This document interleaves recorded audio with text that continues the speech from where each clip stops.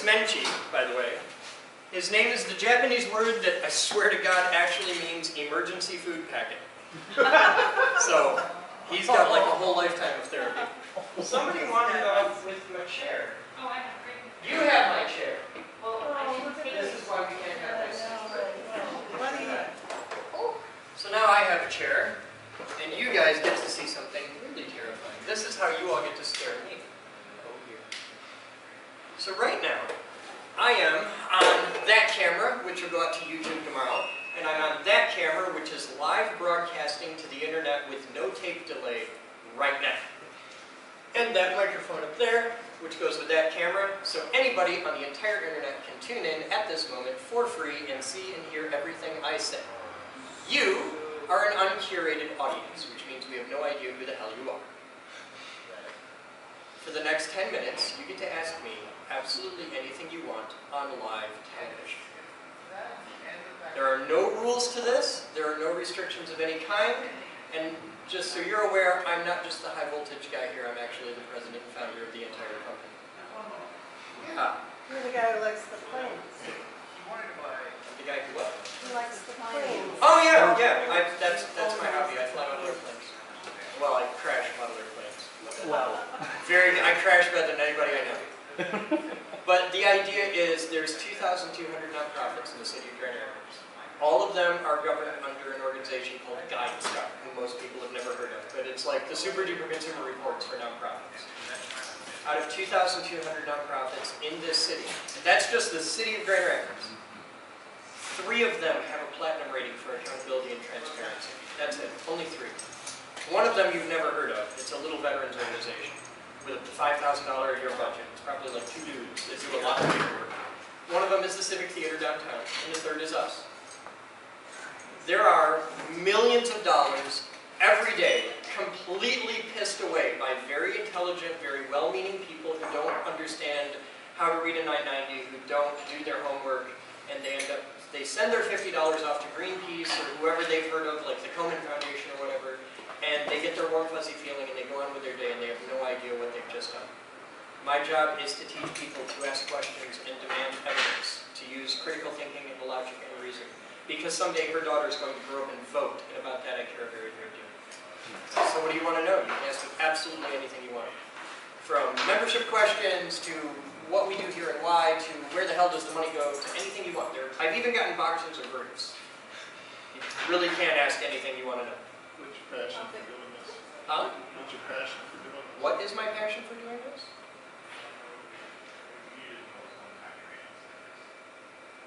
We live in a world entirely dependent on science and technology in which nobody knows anything about science and technology. My passion for doing this is I used to own a television and I watched stupid become cool. I watched elitism become a bad word, and that bothers me, like in my soul, that bothers me. I don't mind that stupid exists in the world. I understand that's like a requirement. There's going to be stupid people. Half the people you know are always going to be below average. What bothers me is that people choose ignorance and wear it as a badge of honor. To be proud to be stupid bothers me. So I created a place, because we've done this 23 years. When we started the Geek group, geek was an invective. It wasn't a thing that people were proud to be called. I'm the kid that got beat up at homecoming and stuffed in gym lockers on a daily basis. That's us. We're the outcast weirdos. I wanted to create a place where it was okay to be smart, where it was okay to be different, where it was okay to dress funny. And at some point along the way, I thought it was an intelligent idea to make a social collective of people with bad social skills. I could have gotten an easier job, like herding cats or something. And it grew. I wanted to create a place where it was okay to be smart and create things and have good ideas and have bad ideas and take chances and make mistakes and set the room on fire, and that was okay. Because every organization, and when we started this, every group, it didn't matter if you were black or white or straight or gay or up or down or what the hell, you had a social group somewhere, you had an organization, you had a movement. If you were a nerd, you didn't have shit. You get beat up at homecoming and stuffed in a gym locker. That's what we had. So I wanted to make a place that celebrated my weirdo friends. And it grew. And it turns out there's a lot of them. And now we have 16.5 million viewers. We have 35,000 members globally, over 160 different countries. Hell, we've got almost 700 members just here in town. And that's active, paying, daily members. That's a lot of people to be like, I'm a member of the geek group. That's, you know, we're not a football club. We're not a bar. We're nerds. And we never dreamed it'd be this big. My passion for doing this is I hate stupid people. So I made a place where those doors are open to anyone with a sincere, passionate desire to learn. And the minute you say sincere, passionate desire to learn, you just eliminated 80% of the world, which bothers me deeply. But smart people come here and hang out. Stupid people come in, look around, and go, these people are weird, and they get the hell out of here, and I'm okay with that. So I made a science center because I hate stupid people, which is kind of like saying I became a vegetarian because fuck plants. It's that kind of looking at it, but it works. And we started out building projects, and now we build companies. I started a company last week that currently has 3 paid employees from an idea, because we can. This is a place to just try it, give it a shot, maybe it'll work. I want her daughter to come here and learn how to weld and build her first company at 18. I want her daughter to be worth $5 million by the time she turns 20, because you can do that here. That's the passion. I like being here. Next, you had one. Oh, I just wondered about like your budget size and About 1.7. number of staff. 1.7. About 1.7. The staff's about 30, 40 people, and any given day it changes a lot because we're almost all volunteers, so the turnover is hell. And we're always in passionate need of motivated people that just want to come do stuff. That's how I just started my new company. I keep coming across 50-ish-year-old men that have just come out of a job. They can't get a new one because apparently the minute you cross 50, you become completely useless as a retard, and just like completely useless. And they can't get a job. Nobody hired him. It's a 50-year-old man. He's got 50 years of learning shit. He knows stuff. He's got skills. Nobody wants to hire him. So I'm like, well, screw it, I'll hire you. Let's build stuff. And I've got a pile of parts, and we're making lamps. Just really cool lamps. Some are up in the gift shop right now. And these are like $300 custom art lamps. The set that we're making right now is made from World War II to Vietnam era military fighter jet parts, like the gyroscopes and that. So I got a lamp in the other room that started out life as a $250,000 piece of avionics, and it's a gyroscope, and I swear to God this is what they're really called, an erection amplifier. And if you're a 50-year-old man, you can use an erection amplifier. And it really is, it says it on the side. The box, and it runs on vacuum tubes, it's really cool. The box on the side is, the erection amplifier is actually an electromechanical device that when you start up your gyroscope, it makes everything move to 0. So the gyroscope has to be erected. And to do this, you have to amplify a signal that you send to the gyroscope that tells everything 0. So it's a gyroscope and an erection amplifier. And that's just fun. So you put a lamp on the damn thing because as a gyroscope, it's totally useless unless you happen to own an F-105. And so we build the whole thing up, and it's really pretty, and it's art. We even make the vacuum tubes light up, which is hard to do. So it's electronics, it's mechanical engineering, it's electrical engineering, it's all this really cool stuff. It's history. Put the whole damn thing together, put a $300 price tag on it, and sell the damn thing on Etsy. And out of that, he gets a couple bucks, I get a couple bucks, the company gets a couple bucks, and everybody wins. And why the hell would you not do this? It was a great idea. We did it for a week, another guy came in. He was like, so I just got fired from my job today, and he's like 48 years old. I'm like, hey, I know what you could do. Come here. He's been working here 3 days. And he's loving it. We're having a blast. Because it's a rock and roll shop, and we take what we do very seriously, but we don't take ourselves too seriously. And we're all picking on each other because we've got a guy who was born in the 60s, the 70s, and the late 70s, almost 80s. So one guy wants to listen to Seals and Crofts, one guy wants to listen to Simon and Garfunkel, and I'm in there listening to the Tubes and the Cars and the Fix and all that jazz because we all come from 3 different eras of music and we fight over the shop radio. And we're having a blast. And I absolutely see this company hiring 12 people, and I need salespeople right now because we're making them as fast as we can sell them. So it's a good idea. So buy land. Next. Chris. Yes. Most people around here either refer to me as Captain or that asshole.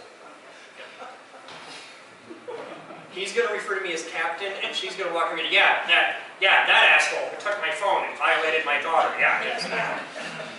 She's going to go give me a 3-star review on Google in front of 10,000 people, and I'm going to have to make a public apology and a whole big statement. It's going to be a thing, and it's going to haunt me for the next 20 years, and I'll never be president. No, he's just going to have my daughter go to work, that's what she wants to do. Your daughter just got a three-month free membership here. But only if she'll actually get off her ass, come here and learn how to weld. That's the hard one. I can get girls. I'm like up to here in girls that want to come 3D print cookie cutters. Gosh, no. I want her to weld. I want her to learn how to run a forklift. I want her to do the things that girls aren't supposed to do that. Bullshit. Teach her to weld. Come here. If she grows up and becomes an engineer, I did my job. Don't know she'll be the engineer, but she'll know how to do all that stuff. I can Because live we with that. require that. I can live with that. The last group of girls that came in here that did things that girls aren't supposed to do walked out of here with a $250,000 grant and are starting their own company, and they have legitimately saved lives. They started a biomedical company here with just an idea. I like this. You got one more, hit me. Since you're nonprofit, where else do you get funding from? We get funding from donations from private people like you. Okay, this gentleman here is secretly a multi-billion-dollar philanthropist, and nobody knows it. It's happened. We get the overwhelming private donations that we get are all under $100. It's normal people. It's people like you. They got a couple bucks to play with, but they're not a millionaire. But they want to help, and I like that a lot. I would rather have 1 million donations of $5 a piece than 5 donations of $1 million a piece, because I want it to be real people. I want it to be people like her, because they get it. They give a shit. They want to get involved. That's why our building doesn't have somebody's name on it. I don't ever want it to. It's the Geek Group. It's all of us. That's the plan. We generate a lot of revenue from our Etsy shop and the gift shop. Everything in there is made here. We're really big on that. We're young, we're smart, we're motivated. We will do it our damn selves. Non-trivial amount of our funding comes through the buying and selling of Bitcoin and cryptocurrencies. My paycheck comes out of my Bitcoin class that I teach every week. So we make about 4% on that buying and selling cryptocurrencies, because we're the only place in town you can go and buy Bitcoin anonymously, and that's a huge deal. And as you know, we do like Ethereum, Litecoin, all that kind of stuff. We get support from all of those companies who all donate stuff. Very rarely do they donate money, but they all donate stuff. And we get support from membership, like the people here today that come and get the tour. Most of them every week sign up for membership, and it's not a lot. It's $5 a week, but it adds up when you get 700 people doing that. It helps, and yeah. Etsy, Foundation, Bitcoin, corporate, private owners. What else do you got? Field trips are a substantial source of Yeah. revenue for us, as are other events where we help people learn about cool stuff. We will host your wedding. We can do that. We host events such as weddings, birthday parties, things like that. We also host corporate memberships, so those are different than a corporate sponsorship. That's where a company can actually send their interns or R&D team here to work on things, and that they get more support, but it comes at a much higher fee for them than That's where the money comes from. So that, and we run a secret meth lab in the basement. Right. Anything else? Where the bones are kept. All right, this is what you need to know. Membership here is a whole $20 a month. For a family, like everybody in your house, and your daughter's best friend that never leaves, that you actually buy shirts for on occasion, yeah, she's family, she's cool. Membership here is $30 a month for a family, and that's less than you spend on fast food. To get involved, you bug that dopey looking guy right there. You walk up, it's the muscles, it just freaks me out. It's like some weird broccoli cancer that you've got going on. jealous. I think that's all it is.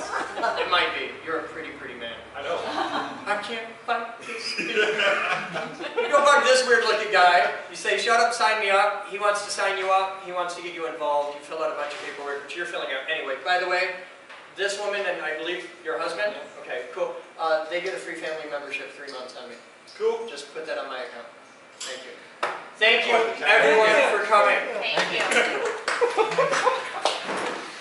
The most important piece of information you need to know to be a member here is the big dog's name is Mackie. Mackie. Who's wandering around somewhere.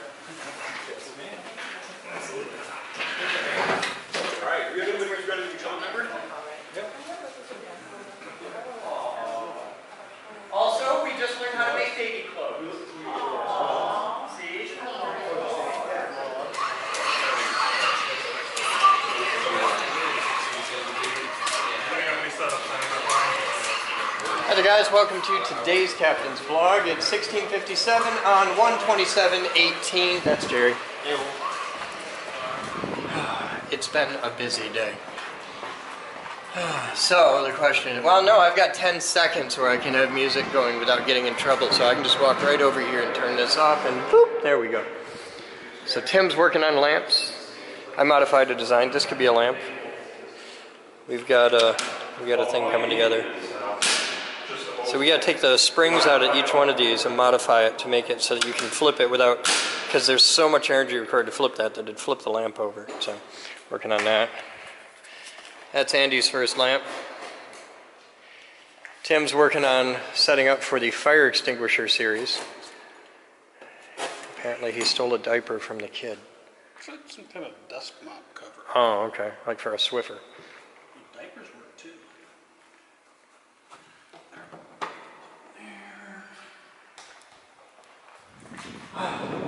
We got pallet racks together for high voltage storage. One pallet rack, we're working on a second, that's coming. We got Kicker is getting maintenance. It's being a fussy pain in the ass and it keeps blowing fuses, so we're doing a detail clean, and Batman and Bruce are working on that. Just stuff, big Saturday. Lots of people here, lots of stuff going on. I have photo multiplier tubes, if anybody's interested. We took apart, I think it's a PET scanner. I'm not 100% of this, but I think it's a PET scanner. I already put the honeycomb things up there. Okay, you want the key? Yeah. All right. I'll search it. And I want to show people the tubes real quick. So, kill the music! Oh, God, I still don't have my voice. Kill the music! I'll be happy when my voice is totally healed. Where's the PMTs? All right. I want to show these to people. So I got PMTs. We got two flavors of them. These are the big ones. And here's your details. Let's run it for a minute.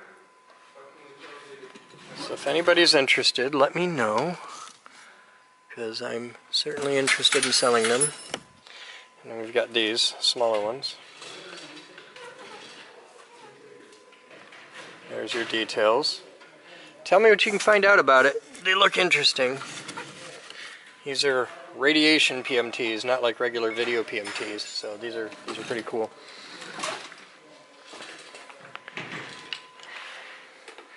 Tyler and Gavin are here causing problems, breaking things. Hi. Hi. Nice to meet you. Screws on the bottom. We've got some fun motion control bits and slides and rails and high level sexiness. Like this thing, it telescopes out 2 units. It's all electric. It's very, very cool. It excites me. It excites Ed. Ed's excited. I need a really large length brush. And you really big. You gotta. I got foam stuff on me. Okay. Yeah. I'll get you the key. I'll be back. So, we're doing the whole lamps from interesting materials, and one of the things I have is a lot of fire extinguishers. We've got about a little bit over 300 fire extinguishers. We're sure it's not. So we got to have a way to clean out 300 fire extinguishers. This is Tim's idea. This is gonna be great. It's gonna work fine. Not gonna have any problems at all.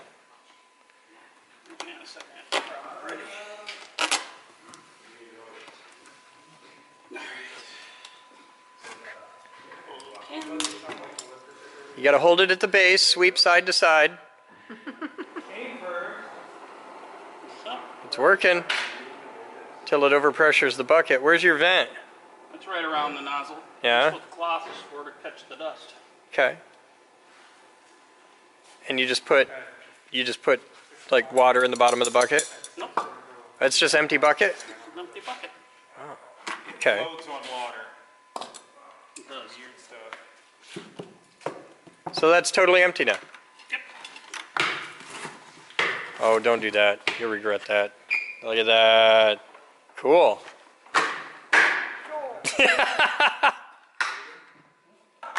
Ta-da! So now we just got to empty like a dozen of those to get started. All right. Rock out. This is cool.